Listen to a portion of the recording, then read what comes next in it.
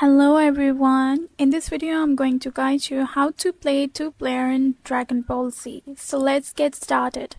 Number 1. Choose the game. Start by selecting the Dragon Ball Z game you want to play that supports multiplayer, e.g. Dragon Ball Z, Budokai, Dragon Ball Z or Fighter S.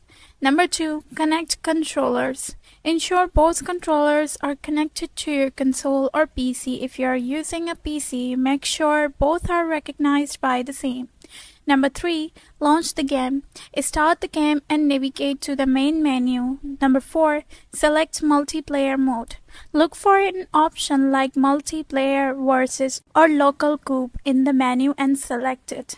Number 5. Choose characters. Each player should select their character and the roster. Confirm your selection to proceed. Number 6. Start the match.